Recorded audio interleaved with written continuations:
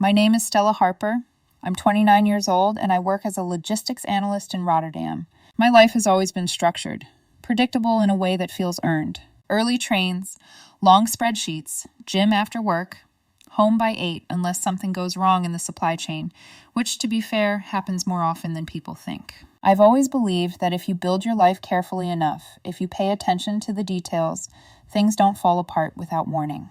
That belief lasted until Liam. Liam Carter is 27, social, effortlessly confident, the kind of man who doesn't enter a room, he becomes the center of it without trying. We'd been together a little over a year. Not living together officially, but close enough that he had a drawer in my bedroom, a toothbrush by my sink, and a way of moving through my apartment like it already belonged to him. From the outside, we looked balanced. From the inside, there were small things. Comments, tone, the way he would laugh when I said no, like I had just made a joke instead of setting a boundary. A couple of weeks ago, we had friends over. Nothing dramatic, just a Friday night. Board games, drinks, music low enough that conversations overlapped. Liam was in one of his moods. Sharp, restless. He kept making little comments about how I organized things, where I put the bottle opener, how I stacked the glasses. It wasn't aggressive, just constant, like he needed the room to tilt slightly in his direction. At some point, halfway through a game, he leaned back in his chair, smirked, and said something that shifted everything. "If I ever cheated," he said casually, swirling his drink, "I'd do it right here. Stella would never notice." There was a pause. The kind where people laugh not because something is funny, but because silence would be worse. He didn't stop there. He pointed toward my bedroom like it was part of the joke. "Honestly, she's too predictable. I could probably get away with it for months." More laughter. Thinner this time. I didn't laugh. I looked at him and asked, "What exactly do you mean by that?" He rolled his eyes immediately, like I had missed the point on purpose. "Relax. It's a joke." Then leaning closer, lowering his voice just enough to make it feel private, but not enough to keep others from hearing, he added, "You're too controlled to ever catch something like that." Controlled. I let it go in that moment. Not because it didn't matter, but because I wasn't going to turn my living room into a battlefield in front of people who came over to unwind. But the comment didn't leave. It stayed. Not because I thought he had already cheated, but because of how confident he sounded. Not speculative, not hypothetical. Certain. Like he wasn't imagining the scenario, he was describing something he understood too well. The next day, Liam acted normal. Actually more than normal. He was attentive, light, easy to be around. He made coffee without being asked, cleaned up after breakfast, kissed my cheek like nothing had shifted. That should have reassured me. It didn't. It felt like I was being managed. Like the version of him I saw the night before had been tucked away deliberately, replaced with something softer to reset the balance. That was when I did something I've never done before in any relationship. I checked my own apartment like I didn't belong in it. Closet first, then drawers, bathroom cabinet, laundry basket. Nothing dramatic. Until I opened the bottom shelf of my wardrobe. There was a hoodie, folded badly, stuffed too far back, like it had been pushed out of sight instead of placed there. It wasn't mine, and it definitely wasn't Liam's. Wrong size, wrong cut, different brand. And when I picked it up, the scent was unfamiliar. Not perfume exactly, but not neutral either. Something distinctly feminine. I stood there holding it longer than I needed to. Because once you see something like that, you don't just see the object. You see everything it suggests. I didn't confront him immediately. Accusations need weight, proof, not just instinct. So I put it back exactly where I found it. Waited. Watched. That evening, Liam came over like usual. Let himself in, dropped his keys on the counter, kissed my cheek. He started talking about a coworker he couldn't stand, moving around my kitchen like he owned it. That bothered me more than usual. I let him talk for a few minutes. Then I said, "I found something in my closet today." He didn't even pause. "Oh yeah, what now?" That same bored tone, the one he uses when he thinks I'm being difficult. I walked to the bedroom, grabbed the hoodie, and brought it back. Laid it on the table between us. He looked at it for maybe 2 seconds. Then he laughed. Not confused, not surprised. Amused. "Oh, that? It's from my cousin. I borrowed it months ago." I didn't sit down. "Which cousin?" There was a pause. Small, fractional, but real. "Emily," he said. "I've met Emily. She's petite, runs marathons, lives in oversized sweaters, not structured hoodies with heavy fabric and broad shoulders. The one on my table didn't belong to someone like her." "That doesn't make sense," I said calmly. He sighed, dragging his hand over his face like I was exhausting him. "You're being paranoid again." Again. That word landed harder than anything else. As if this wasn't new. As if I had a history of imagining things that didn't exist. I don't. I've never checked a partner's phone. Never gone looking for problems. Until now. Why was it hidden in my wardrobe, I asked. He shrugged. I probably just tossed it in there without thinking. Probably. No concern. No effort to clarify. No attempt to reassure beyond dismissing me. That was when something clicked. He wasn't trying to convince me. He was assuming I would accept whatever he said. That night, I didn't argue. I'm not satisfied with that explanation, I told him. We'll revisit it. He rolled his eyes. There's nothing to revisit. And just like that, he changed the subject. What do you want for dinner? The shift was smooth, intentional. Liam doesn't like staying in uncomfortable conversations. He overwhelms them with normalcy until you feel unreasonable for still caring. This time, I let him. But I didn't let it go. Over the next week, I paid attention. Patterns started forming. He began suggesting we host people at my place more often. Said it was nicer, closer to the city center. That part was true. What was new was how defensive he got if I questioned anything. One evening, he told me not to come home early. I'm having a friend over, he said. Just want some time to decompress. Who? I asked. Just someone from work. Vague. I nodded anyway. All right. I stayed out longer than usual. Gym, dinner, time stretched intentionally. But something about it didn't sit right. Not jealousy. Logistics. He texted me at 11:30. Said they were still talking. At midnight, another message. You can come home whenever. When I walked in, the apartment felt off. Not obvious, just subtle. The windows were open even though it was cold. The air felt thinner. Liam was already in pajamas, hair slightly damp, like he had just showered. I set my keys down slowly. How was your night? I asked. Good, he said easily. She left about 20 minutes ago. He corrected himself quickly. I mean, my friend. I didn't react. What did you talk about? Work stuff, nothing interesting. Vague again. The next morning, before I left for work, I checked the kitchen. 2 glasses in the sink. And in the recycling bin, 3 empty cider bottles. Liam doesn't drink cider. Neither do his usual friends. I stood there for a moment, staring at them. Not surprised anymore. Just confirming. I didn't confront him. Not yet. Because at that point, it wasn't about if anymore. It was about when. And if he was bold enough to joke about cheating in my apartment, I needed to see exactly how bold he really was. So 2 days later, I created a situation. On purpose. I told him I had to travel to Utrecht for a last-minute supplier meeting. That I'd be staying overnight. He didn't question it. Didn't even hesitate. All right, he said. Safe trip. I packed a small bag, left at 6 in the evening. Walked 3 blocks. Waited. Then came back. Quietly. I didn't use the front entrance. I used the secondary door residents know about. Took the stairs instead of the elevator. When I reached my apartment door, I could hear music. Soft. Just enough to blur conversation. I stood there for a second, hand on the handle, listening. Then I unlocked the door, slowly, and stepped inside. The hallway light was off. The living room light was on. And the first thing I heard was laughter. Not polite laughter. Not the version Liam used around my colleagues or my friends when he wanted to seem charming and harmless. This was softer, lower, intimate in a way that made my skin go cold before I even saw him. I stepped farther inside. There was a woman sitting on my couch. Early 30s, maybe. Dark hair falling over one shoulder, one leg crossed over the other like she had every right to be comfortable there. She was wearing a fitted top and the kind of expression women wear when they already know the room isn't neutral. When they know they've walked into a situation with edges. Liam was sitting close to her, not touching, but angled toward her in a way that told the truth before either of them opened their mouths. For one long second, nobody moved. Then Liam looked at me, and his face didn't register shame. It didn't even register panic. It went blank. I stood there with my bag still in my hand and asked the simplest question possible. Who is this? The woman looked at Liam first. Not confused. Not surprised that I existed. Just waiting. That told me almost everything. Liam stood up slowly, like I was the one who had disrupted something unreasonable. And then he said the sentence that stripped all remaining doubt out of the room. You weren't supposed to be home. There are moments when your body understands something before your mind catches up. Mine did. It was like all the loose pieces from the past 2 weeks snapped into place so fast they almost made a sound.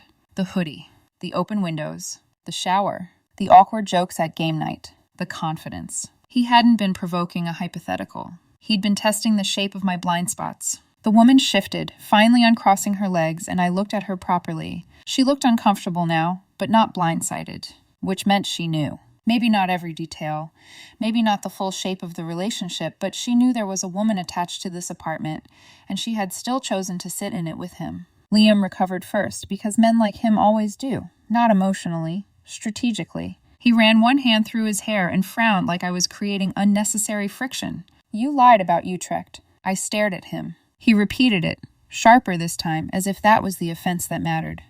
"You said you'd be gone all night." I almost laughed. Not because it was funny, but because the audacity was so complete it tipped into something surreal. "You have another woman in my apartment," I said quietly. He crossed his arms. "You came back to catch me. That's insane." No apology, no explanation, no scrambling to invent something plausible. Just deflection. Control, reassembled in real time. I looked at the woman. "This is my apartment," I told her evenly. "You need to leave." Her eyes flickered toward Liam again, searching him for instruction, and I saw the exact second she realized he wasn't going to save the situation for her. He wasn't even trying. He was too busy deciding whether anger or charm would work better on me. She stood. No bravado, no defense, no fake confusion, just compliance. And that, more than anything, confirmed the truth. Innocent people ask questions. Innocent people say, "Wait, what is happening?" Innocent people don't slip out of a room like they've just lost the right to remain in it. She picked up her bag. As she moved past me, I caught the scent of the same perfume that had clung faintly to that hidden hoodie. There it was. Not suspicion anymore. Proof. Liam muttered her name under his breath, Sophie, but he didn't say it like someone asking a friend to stay. He said it like someone watching a plan collapse one moving piece at a time. I stepped aside so she could pass. She didn't look at me when she left. The door clicked shut behind her. Then it was just the two of us. Silence pressed against the walls for half a second, and then Liam started talking fast. "It's not what it looks like." Of course. That sentence. That tired, insultingly generic sentence people use when what it looks like is exactly what it is. I set my bag down by the door. He kept going. "You're making this bigger than it is." "Am I?" He exhaled sharply. She came over to talk. "In my apartment." "You weren't here." The way he said it made my stomach turn. Not guilty, not regretful, just annoyed that the timing had failed him. That was the part that cut deepest. Not the woman. Not even the lie. The entitlement. The assumption that my absence created permission, that my home became available the second he believed I was out of sight. I didn't raise my voice. I didn't ask for a full confession. I didn't need one. I walked past him into the bedroom and pulled my empty suitcase from under the bed. He followed immediately. "What are you doing?" I set the suitcase upright and unzipped it. "The conversation is over." He laughed then, that sharp, disbelieving laugh he used when he thought I was bluffing. "Stella, stop!" I opened his side of the wardrobe. For 1 second, my chest tightened. It wasn't sadness yet. It was the grotesque intimacy of seeing how much of him had settled into my space. Shirts, jeans, gym clothes, socks folded into each other. A life that had expanded quietly through repetition until it assumed permanence. Then I started taking things down. Not violently, efficiently. I folded his clothes and placed them in the suitcase with a calmness that seemed to unsettle him more than yelling would have. "Are you serious right now?" he asked. I didn't answer. He changed tone. "You're not even going to let me explain?" I kept packing. A couple of his t-shirts, his black sweater, the expensive jacket he liked to leave at my place because it was more convenient. The convenience of access. That's what it had all been. My apartment, my schedule, my patience. "Stella." I turned just enough to look at him. "You told everyone I'd never catch you in my own apartment." His expression flickered, only for a moment. But I saw it. That tiny, involuntary recognition that the line had come back to bury him. "You're twisting that," he said quickly. "It was a joke. You said I wasn't supposed to be home." His jaw tightened. "That doesn't mean anything." "It means enough." He stepped farther into the room, lowering his voice like intimacy could still be performed into existence. Nothing happened. I looked at him then. Really looked. "Do you hear yourself?" He spread his hands. "She was just here to talk. At night. While I was supposed to be gone, in my apartment, after you hid her hoodie in my closet." He froze. Not dramatically, just enough. And that was all I needed. I pulled open the dresser and started filling the second half of the suitcase. Boxers, workout shirts, chargers, the watch case he kept on my shelf. He tried another angle.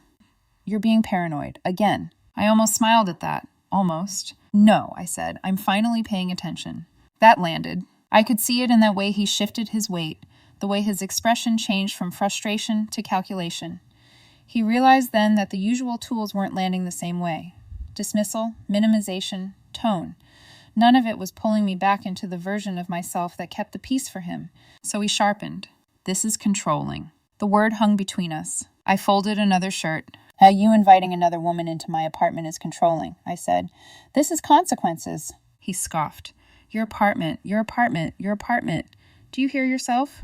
Yes. I zipped the first suitcase halfway and reached for the reusable shopping bag in the closet. He stood there watching me, and for the first time since I walked in, I saw something that almost resembled fear. Not fear of losing me, fear of losing access. To the apartment, to the comfort, to the assumption that I would absorb damage quietly because confrontation made me too tired.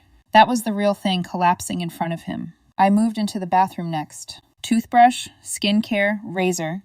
The cologne he left on the second shelf like he paid rent here. He followed me again. Where am I supposed to go? The shift was almost impressive. From irritated boyfriend wrongly accused to stranded victim of my cruelty. I placed his things into the bag one by one. That should have mattered to you before tonight. It's late. You're an adult. You're being extreme. I turned to face him fully then. No, what's extreme is bringing another woman here after joking publicly that I'd never catch you.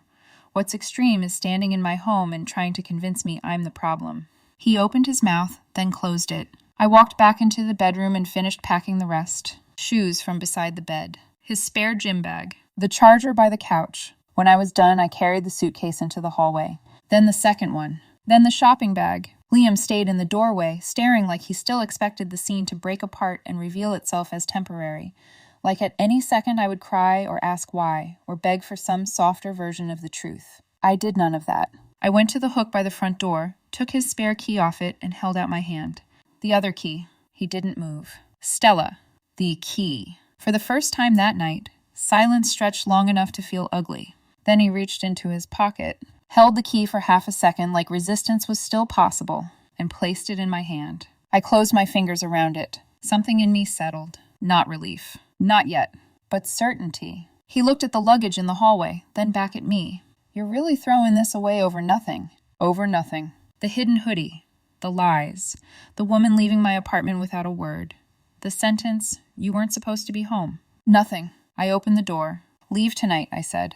If I find anything else here later, you can email me, and we'll arrange a time for pickup while I'm present. His face hardened. So that's it? I held the door open. That's it. He stayed still for one long moment, pride fighting with practicality. Then practicality lost to humiliation. He grabbed one suitcase hard enough to make the handle jerk. I picked up the second and set it outside beside him. Then the bag. He turned back towards me one last time. And what he said then sealed everything. You were never supposed to find out like this. Not I'm sorry. Not I made a mistake. Not even a decent lie. Just that I had ruined his timing. I looked at him for the second, really letting the sentence settle into me like a final nail.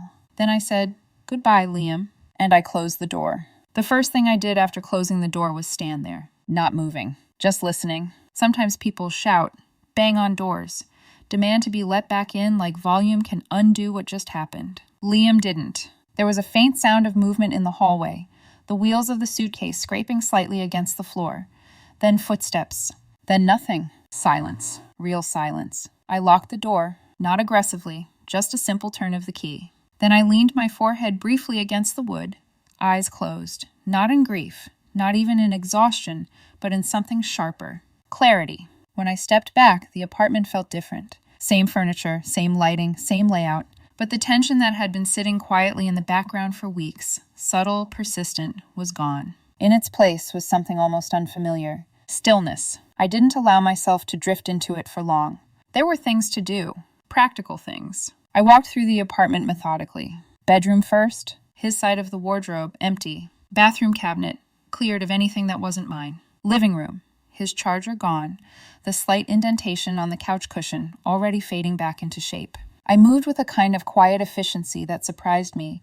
No second guessing, no lingering over objects for sentimental value. Because the truth is, once you see something clearly enough, there's nothing left to debate. I picked up my phone, blocked his number, then WhatsApp, then Instagram. I didn't delete the chat history. I didn't reread anything. I just removed access. That was the important part. About 20 minutes later, the intercom buzzed. I didn't move. It buzzed again. Then again. I walked over and muted it. The buzzing stopped. A minute later, my phone lit up with a number I didn't recognize. I let it ring. When it stopped, a message came through. It was him. You're seriously throwing away a year over nothing. I stared at the screen for a second, then blocked the number. Another one came through 5 minutes later. You're embarrassing yourself. Blocked. A third.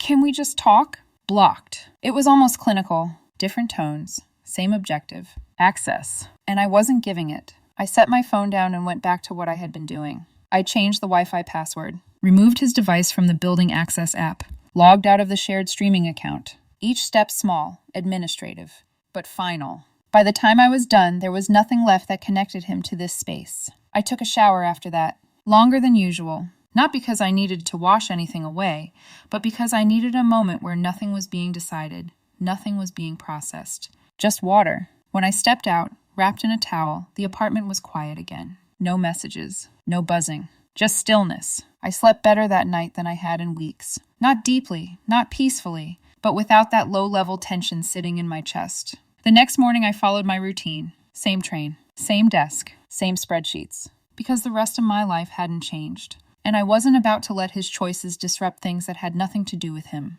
Around midday, my phone buzzed. A message from a mutual friend. What happened between you and Liam? Of course. It didn't take long. I read it once, then replied with something simple. I came home early. There was another woman in my apartment. He told me I wasn't supposed to be home. I ended it. No adjectives. No insults. Just sequence. Facts in order. There's something about chronological truth that leaves very little room for interpretation. When I got home that evening, there were no missed calls. No new numbers. No notes slipped under the door. Nothing. For the first time in a long time, the apartment felt like mine again. By the second day, the narrative had started shifting. Not in my apartment, outside of it. A friend from our board game group called me. Hey, is it true you threw Liam out in the middle of the night? I leaned against the kitchen counter, phone pressed to my ear. What exactly did you hear? That you overreacted? That it was just a misunderstanding and you wouldn't let him explain? Of course. I could almost map the progression of his story without hearing it directly. First denial, then minimization, then repositioning himself as the one being treated unfairly. That's not what happened, I said. So what did happen? I didn't sigh, didn't hesitate. I just repeated the timeline. The joke he made at game night about cheating in my apartment. A pause on the other end. I remember that, my friend said slowly. I told him I was traveling overnight. I came back. There was a woman on my couch. He told me I wasn't supposed to be home. Silence. Longer this time. I packed his things. His name isn't on the lease. I asked him to leave. Another pause. When people are given events in order, without emotion layered on top, it becomes harder to distort them. Oh, she said finally. Yeah, we hung up not long after that. Later that afternoon, another unknown number called. I declined it. Blocked it. Didn't listen to the voicemail. If someone needed to reach me for something legitimate, they knew how. Burner numbers weren't legitimate. By evening, I heard through someone else that Liam was saying I refused to communicate. That I shut him out without giving him a chance to explain. That part was technically true. I did refuse, because there was nothing to clarify. He hadn't been confused. He hadn't been unaware of me. He had timed everything around my absence. And when I walked in, his concern wasn't guilt. It was that I had disrupted the plan. That's not miscommunication. That's intent. Another message came through that evening, this time indirectly. He says he was just testing you. Testing. I repeated the word in my head. Testing what? How much I would tolerate? How far he could push before I reacted? How easily he could rewrite reality in real time and have me accept it? I didn't respond, because engaging with that kind of logic only pulls you into it, and I wasn't interested in playing a game I had already stepped out of. The most unexpected message came later that night, from Marta. She didn't call. She sent a text. I wasn't at your place that night. I stared at the message for a second, then opened it. I never went over, and I told him that joke he made at game night was reckless. There it was, confirmation. Not that I needed it anymore, but there's a difference between knowing and having something externally verified. I typed back. Thank you for telling me. Nothing more. I wasn't building alliances. I wasn't collecting evidence. I already had what I needed. Over the next few days, the noise faded. People tend to lose interest when there isn't drama to feed on. I didn't post anything. Didn't argue in group chats. Didn't defend myself beyond the timeline when asked directly. Eventually, the story stabilized. not because I forced it to, but because truth has a way of settling when it's not being constantly challenged. Saturday morning, I changed the locks, not because I thought Liam still had access. I had both keys. But because I prefer zero margin for error. It wasn't emotional. It was practical. A week passed. No contact, no messages, no attempts to reach me through someone else. Just distance. Through mutual friends, I heard he had moved in temporarily with a coworker. I didn't ask which one. I didn't need to. Some things don't require confirmation when the pattern is already clear. I didn't feel jealous when I heard that. I felt validated. Because if what happened in my apartment had truly been harmless, it wouldn't have transitioned so smoothly into something else. It would have been awkward, avoided, denied. Instead, it had simply continued. Different location, same intention. I went back to my routine. Work, gym, evenings at home. And for the first time in a while, the quiet didn't feel tense. It felt clean. A week turned into 2, then 3, and the silence stayed. No new numbers, no messages routed through friends, no unexpected appearances outside my building. Just distance that held. The last update I heard came the same way everything else had, filtered through people who didn't mean to carry it, but did anyway. Liam and Sophie were officially seeing each other. The same woman who had walked out of my apartment without looking at me. The same woman whose hoodie had been hidden in my closet. There was something almost neat about it. Not emotionally. Logically. Because it closed the loop without requiring anything from me. If what happened that night had been harmless, if it had been some kind of misunderstanding, it wouldn't have transitioned so easily into something formal. It wouldn't have needed a new label. But it did. And that told me everything. A few people tried to bring it up gently. You doing okay? You don't seem upset. I understood what they were really asking. Why I wasn't louder about it. Why I wasn't angry in a way that was visible. Why I hadn't posted something vague and cutting online or turned it into a story that demanded sympathy. The truth was simpler than that. By the time Liam walked out of my apartment that night, most of the relationship had already ended. It just hadn't been acknowledged yet. What I had been living with wasn't stability. It was a series of small allowances. Letting comments slide because addressing them felt unnecessary. Letting tone go unchecked because I didn't want to escalate. Letting patterns form because individually they didn't seem significant enough to confront. But patterns don't stay small.